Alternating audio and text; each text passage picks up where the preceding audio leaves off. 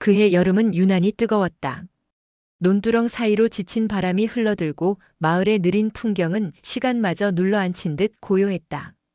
나는 그때 겨우 8살. 철없이 놀기만 바쁜 나이였지만 그날의 풍경만큼은 아직도 내 기억 속에서 지워지지 않는다. 아버지는 평소처럼 검정 작업복을 입고 새벽부터 논으로 향하셨다. 한 손에는 낡은 보온병, 다른 손에는 고장난 시계를 꼭 쥐고 있었다. 그 시계는 아버지가 군대에서 제대한 날 외할아버지가 선물해 준 것이었다. 겉은 낡고 스크래치 투성이었지만 아버지는 늘 그 시계를 소중히 여겼다. 이 시계는 우리 집 시간이지. 고장 나도 버리면 안 돼. 하지만 그날 이후 시계도 아버지도 돌아오지 않았다. 햇볕이 이글거리던 오후 엄마는 부엌에서 된장국을 끓이며 나를 불렀다. 근호야, 아버지 오실 때쯤인데 우물가 좀 봐봐라. 나는 맨발로 뛰어나갔다. 그때까지만 해도 그 순간이 마지막이 될 줄은 몰랐다. 우물가에도 논밭에도 아버지는 없었다. 마을 어르신들이 나뭇가지로 머리를 극적이며 말했다. 분명히 논에 간다더니 갑자기 어디로 사라졌다고. 누구도 대답할 수 없었다. 신고를 받고 출동한 순경도 면사무소 직원도 아무것도 찾지 못했다. 며칠이 흘렀고 계절은 무심히 가을로 바뀌었다. 마을 사람들의 기억에서 아버지의 실종은 점점 잊혀갔다. 하지만 우리 가족에게는 시계처럼 멈춰버린 시간이 있었다. 엄마는 매일 아침 헛간 앞에 쌀을 조금씩 놓고 그 위에 시계를 조심스럽게 얹어두곤 했다. 혹시라도 돌아오면 이 시계를 보면 우리 집인 줄 알 거야. 그 시계는 고장이 나 있어 초침은 움직이지 않았지만 엄마의 믿음은 멈추지 않았다. 나는 어렸고 아버지의 빈자리가 점점 익숙해져 갔다. 아버지 없는 밥상, 아버지 없는 운동회, 아버지 없는 설날. 하지만 해마다 어김없이 낡은 시계는 헛간 앞에 놓였다. 그것은 엄마가 만든 시간의 재단이자 희망의 상징이었는지도 모른다. 중학교에 올라가며 나는 묻기 시작했다. 엄마, 아버지는 왜 안 돌아오는 거야? 엄마는 늘 같은 말만 했다. 시계가 다시 움직일 날이 올 거야. 그날 내 아버지도 돌아오시겠지. 이해할 수 없었다. 시계는 멈췄고 아버지는 사라졌다. 그 두 개의 사실만이 내 유년의 진실이었다. 하지만 그 믿음이 어느 날 내 모든 삶을 뒤흔들게 될 줄은 그때는 몰랐다. 시간은 흘러 나는 대학을 졸업하고 도시로 떠났고 엄마는 혼자 시골에 남았다. 가끔 전화를 걸면 엄마는 여전히 같은 자리에 시계를 두고 있다고 말했다. 녹슬지 말라고 비닐을 덮었지. 그래도 아직 잘 있어. 내 마음속에는 언젠가부터 포기라는 단어가 자리 잡았다. 사람이 사라졌다면 돌아오지 않을 확률이 더 높다. 그러나 엄마는 끝끝내 포기하지 않았다. 그 작은 시계 하나에 사라진 남편의 생존을 믿고 있었던 것이다. 그리고 바로 그 믿음이 수십 년이 흐른 후 내 손에 다시 그 시계를 쥐게 만든 시작이었다. 서울에서의 삶은 바쁘고 메마른 나날의 연속이었다. 시골의 여백 가득한 풍경은 기억 속에서 점점 멀어졌고 회사 일과 인간관계, 현실의 벽은 내 감정을 눌러붙인 먼지처럼 무겁게 덮었다. 나는 이제 35. 직장에서는 대리, 집에서는 철없는 아들. 가끔은 아버지 없이 자라온 나의 지난 날이 지금의 불안한 자존감과 연결되어 있다는 걸 느낄 때도 있었다.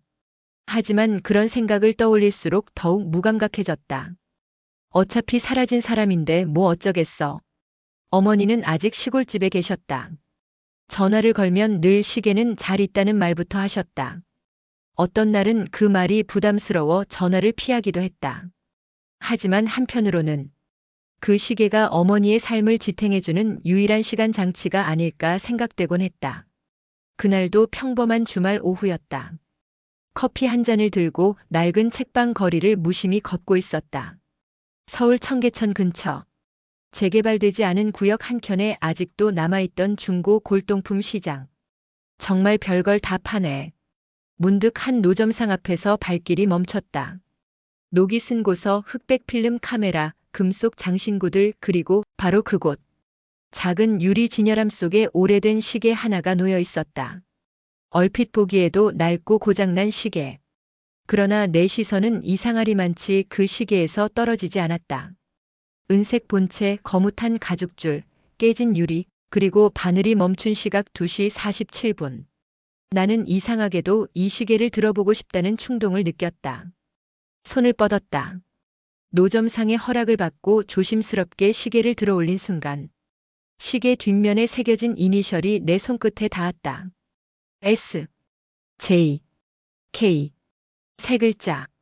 심장이 멎을 뻔했다. S, J, K.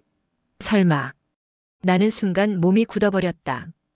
그건 아버지 이름의 이니셜이었다. 신재규. 어릴 적 시계를 만지다 어머니에게 들은 적이 있었다. 이건 내 아버지 이름 새긴 거야. 신재규. 외할아버지가 해준 거래. 나는 정신이 아득해졌다. 이게 진짜 아버지의 시계일까? 아니면 우연히 같은 이니셜이 새겨진 또 다른 누군가의 시계일까? 이 시계 어디서 가져오신 거예요? 응? 아, 그거? 구로 쪽 폐가 철거하면서 나왔어. 중간상한테 넘겨받은 거지. 뭐 값도 안 나가. 구로. 아버지가 사라진 곳과는 꽤 먼 거리였다. 하지만 서울 외곽과 연결된 기찻길, 산업단지, 임시노동. 문득 여러 가능성이 머리를 스쳐갔다. 나는 시계를 샀다. 단돈 10,000원. 값은 중요하지 않았다. 집으로 돌아온 나는 시계를 책상 위에 놓고 멍하니 바라보았다. 무슨 말을 걸어야 할지도 몰랐다. 하지만 그 시계를 보는 순간 나는 다시 8살이 되어 있었다. 아버지의 거친 손, 논밭을 걸을 때마다 찾던 무거운 시계, 헛간 앞에 놓인 비닐 덮인 시계. 그 모든 기억이 한꺼번에 밀려들었다. 그리고 그 속에는 내가 외면하려 했던, 그러나 결코 지워지지 않던 질문이 있었다. 아버지는 왜, 어디로, 어떻게 사라졌을까? 며칠 동안 잠을 제대로 잘 수 없었다. 회사에서도 일에 집중이 안 됐고 컴퓨터 앞에 앉아 검색창에 반복해서 같은 문장을 입력했다. 1978년 실종 논 작업 중 미귀가. 중년 남성 실종 기록 구로 철거 지역 병원 보호자 미상. 손목 시계 이니셜 S, J, K 시계 감정 제작 연도. 답은 없었다. 하지만 나는 알 수 있었다. 이건 그냥 오래된 물건이 아니었다. 시계 뒷면의 스크래치, 줄에 다른 흔적, 유리에 비친 나의 얼굴. 그 순간 나는 어머니에게 전화를 걸었다. 엄마, 그 시계 말이야. 혹시 아버지 시계에 이니셜 새겨져 있었어? 왜 갑자기 그걸 묻니? 엄마, 대답해줘. S, J, K. 왜 그러는데? 손이 떨렸다. 나는 조용히 말했다. 엄마, 그 시계 지금 내 앞에 있어. 어머니는 말이 없었다. 숨소리조차 들리지 않았다. 몇 초 후 무너지는 듯한 울음이 전화기 너머로 들려왔다. 나는 그날 처음으로 어머니의 시간이 정말로 멈춰 있었단 걸 깨달았다. 그리고 내 시간도 그 시계와 함께 다시 움직이기 시작했다. 어머니와의 전화가 끝난 뒤 집안은 적막했다. 내 눈앞에 놓인 낡은 시계는 여전히 고장난 채 멈춘 2시 47분을 가리키고 있었다. 하지만 이상하게도 그 시계는 내 심장보다 더 크게 쿵 하고 울리는 것 같았다. 나는 인터넷을 뒤져 오래된 시계를 다루는 수리점을 찾기 시작했다. 서울 동작구 한켠 40년 된 시계 수리점. 가게 문 앞에는 누렇게 바랜 종이 간판이 걸려 있었고 안에서는 백발의 노인이 루페를 낀 채 시계를 조심스럽게 다루고 있었다. 이 시계 좀 봐주실 수 있을까요? 노인은 시계를 유리판 위에 올려놓고 한참을 들여다보았다. 그의 손놀림은 마치 외과 의사의 수술처럼 정밀하고 조심스러웠다. 흠세이코 5 시리즈. 1970년대 후반 모델. 이거 일반 판매용이 아니라 특정 수요자 맞춤 제작으로 보이는데요. 맞춤 제작이요? 네. 이니셜 보이죠? 당시엔 이런 식으로 새기는 건 꽤 비쌌어요. 누가 소중하게 간직했던 물건일 겁니다. 나는 조심스럽게 물었다. 혹시 수리할 수 있을까요? 노인은 살짝 웃으며 고개를 끄덕였다. 해보죠. 이런 물건은 그냥 고장난 게 아닐 수도 있어요. 정확한 원인을 알려면 열어봐야 합니다. 수리에는 시간이 걸렸다. 나는 가게 안에서 조용히 기다렸다. 기계식 시계가 째까기는 소리, 톱니바퀴를 닦는 천의 감촉, 노인의 손에서 전해지는 세월의 정성이 느껴졌다. 그리고 40분쯤 지났을까? 노인이 한마디를 툭 내뱉었다. 이거 내부가 손상된 게 아니에요. 네. 의도적으로 멈춰진 것 같아요. 아예 태엽을 마지막에 단단히 감고 풀지 않았어. 마치 누군가 일부러 시간 자체를 멈춘 듯하게요. 그 말에 나는 전율을 느꼈다. 누가 왜 시계를 멈췄을까? 아버지? 아니면 누군가에게 시계가 넘어간 후 제가 감아봐도 괜찮을까요? 노인은 시계를 조심히 내밀었다. 나는 두 손으로 시계를 받아들고 천천히 태엽을 감았다. 찰칵 작은 소리와 함께 시계가 틱하며 다시 움직이기 시작했다. 초침이 떨리듯 아주 조심스레 움직이기 시작하더니 이내 리듬을 되찾았다. 그 순간 나는 눈물이 났다. 마치 아버지의 심장이 다시 뛰는 것 같았다. 며칠 후 나는 수리된 시계를 손목에 찬 채 다시 어릴 적 마을 근처 파출소를 찾았다. 지금은 지역 통합이 되면서 폐쇄된 상태였지만 과거 자료는 군청 지하 기록 보관소에 남아 있었다. 담당 공무원에게 요청해 1978년 6월 8월 사이 실종자 목록을 찾아보았다. 여기 6월 12일자. 신재규 씨, 당시 42세, 논 작업 중 실종. 아드님이시라고요? 네. 기록은 짧고 건조했다. 하지만 내게는 모든 퍼즐의 출발점이었다. 나는 다음으로 병원 기록을 뒤졌다. 서울 외곽, 구로구, 노원구, 의정부 일대. 신원 미상 중장년 남성, 기억 상실 보호자, 미등록 장기 입원 이런 단어들을 단서 사마국 공립정신요양병원과 요양시설들을 조사했다. 그리고 마침내 서울 외곽의 한 소규모 병원에서 내 발걸음을 멈추게 하는 문장을 찾았다. 1982년 입원 성인 남성 의사소통 불가 기초적인 생활 가능 보호자 미확인 손목에 S. J. K 각인 시계 소지. 심장이 터질 듯 뛰었다. 나는 병원으로 전화를 걸었다. 혹시 지금도 그분 계신가요? 확인해 드릴 수는 있는데 신분 증명과 동의가 필요합니다. 나는 달려갔다. 출생증명서, 가족관계증명서, 실종신고 이력까지 들고. 병원은 허름했지만 청결했고 조용했다. 그리고 병실 문이 열렸다. 흰 머리를 단정히 빗어넘긴 한 노인이 침대에 앉아 있었다.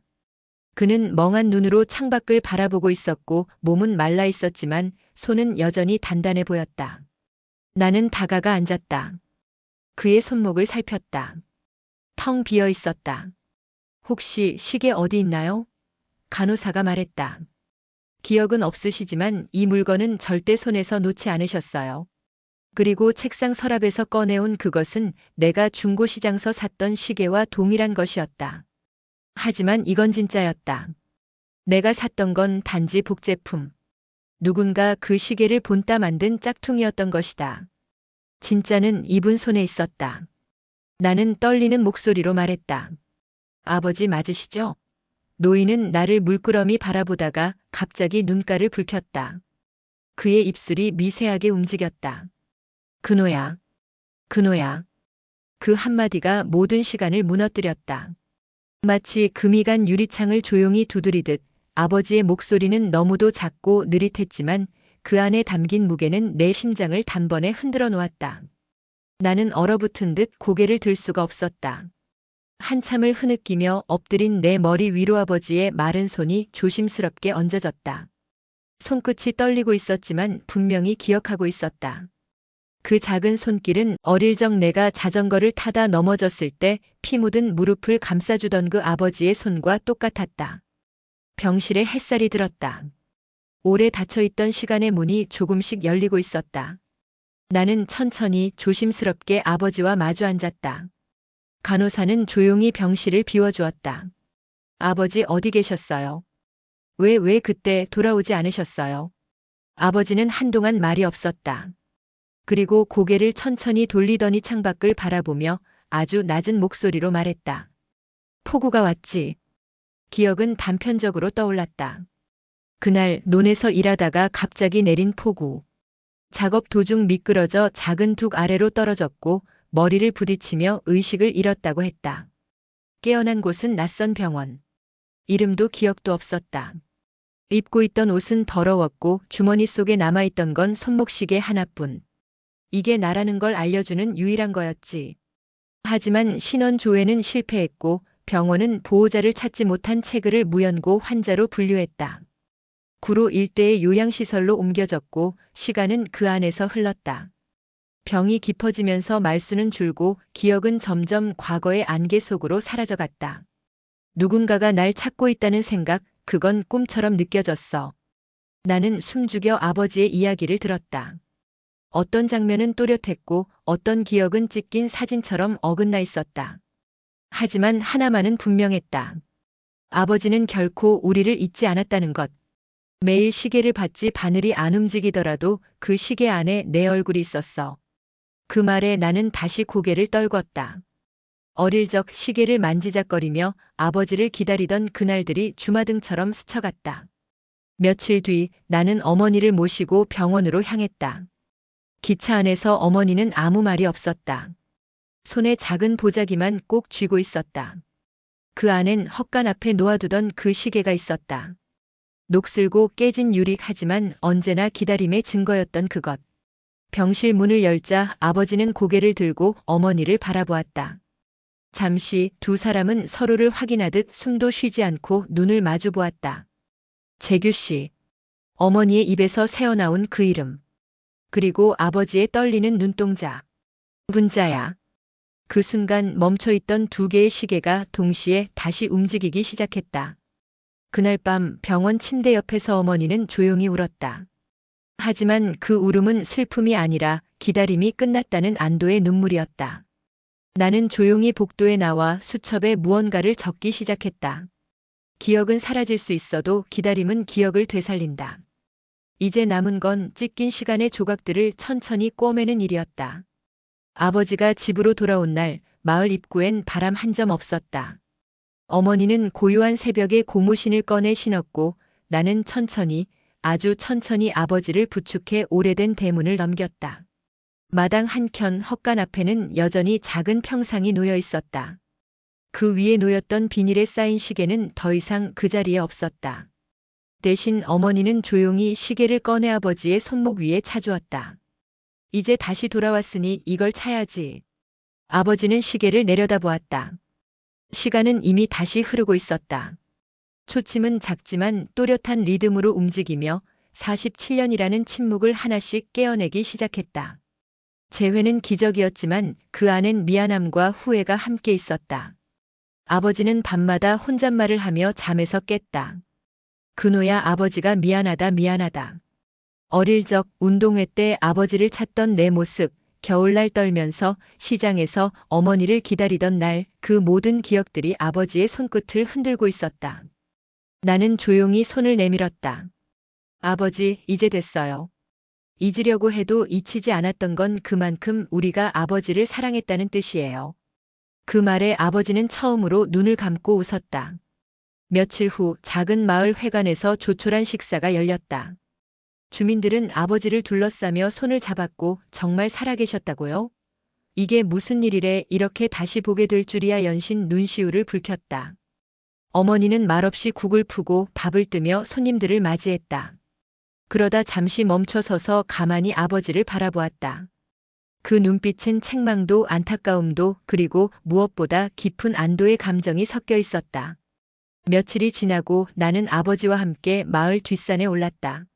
어린 시절 아버지 손을 잡고 걸었던 그 길. 풀꽃 냄새, 메뚜기 소리, 그리고 저 멀리 보이는 논밭들. 이 길 기억나요?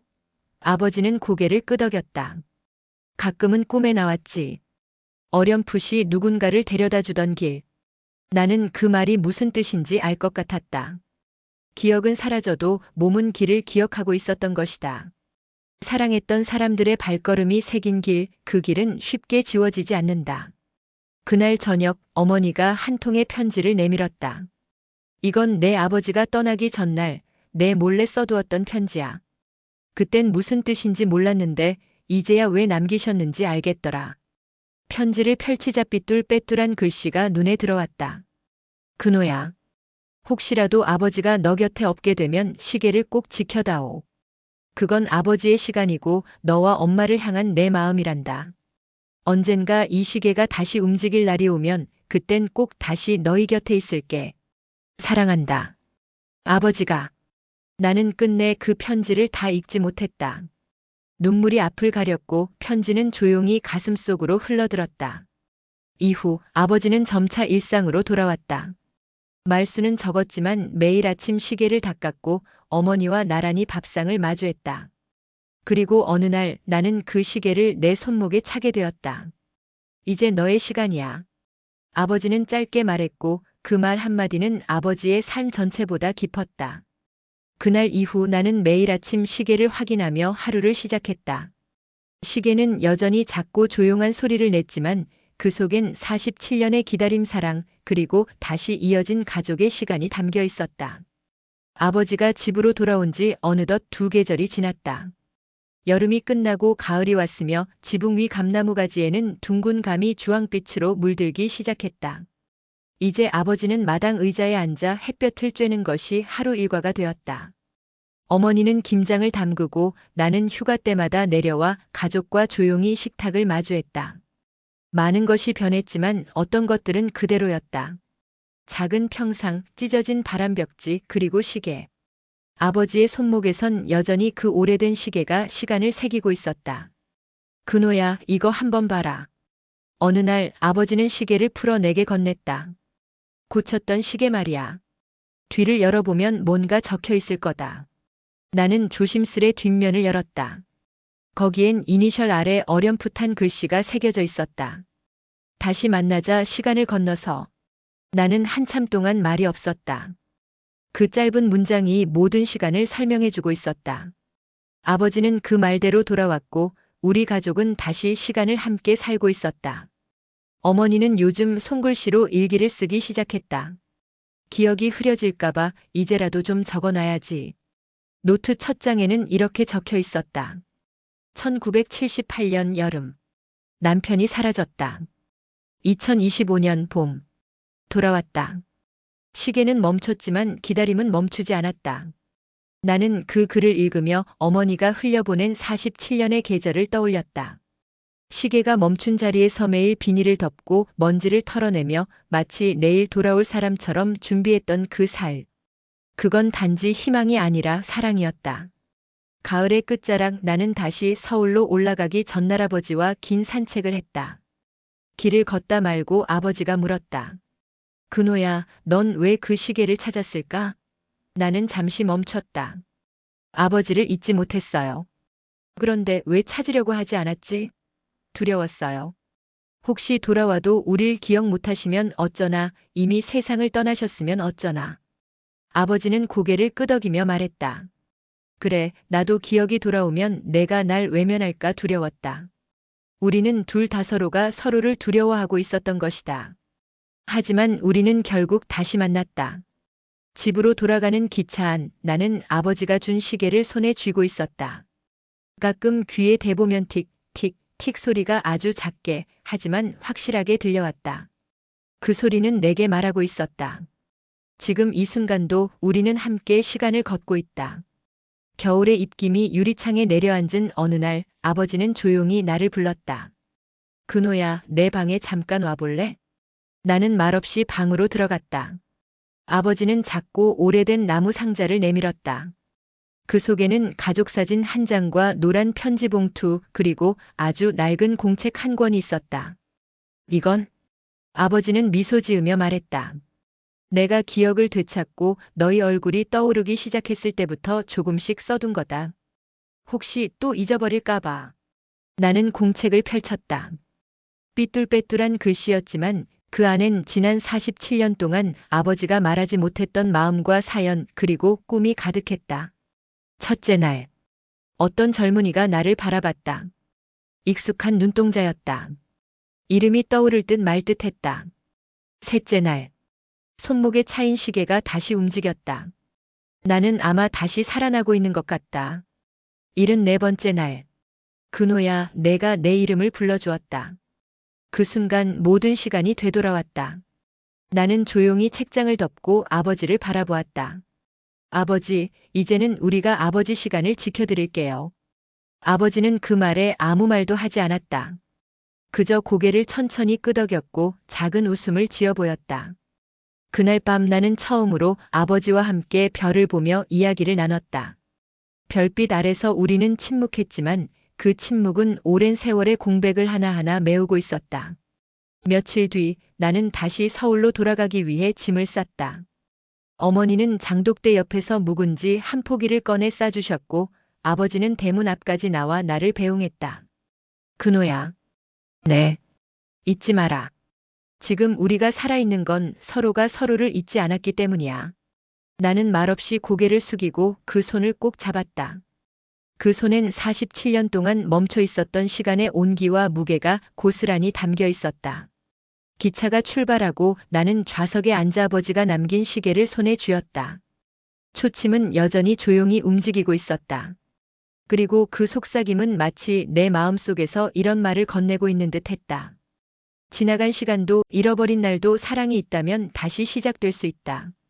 오래된 시계는 결국 아버지를 다시 우리 곁으로 데려왔다. 멈췄던 시간, 끊겼던 인연, 그 모든 것이 다시 이어졌고 우리는 그 속에서 늦기 전에 사랑을 말할 수 있었다. 그 시계는 이제 내 책상 위에 놓여 있다. 가끔 멈추기도 하지만 나는 매번 태엽을 감아준다. 그건 단지 시계를 움직이는 행위가 아니라 가족의 시간을 계속 이어가겠다는 다짐이다. 이야기를 들어주셔서 감사합니다. 혹시 여러분의 기억 속에도 멈춰있는 시계 같은 사람이 있다면 오늘 이 영상을 계기로 다시 그 시간을 감아보는 건 어떨까요? 구독과 좋아요, 그리고 소중한 댓글은 다음 감동 실화를 이어가는 데 큰 힘이 됩니다. 감사합니다. 다음 감동 실화도 원하시면 주제를 말씀해 주세요. 새로운 이야기로 이어드리겠습니다.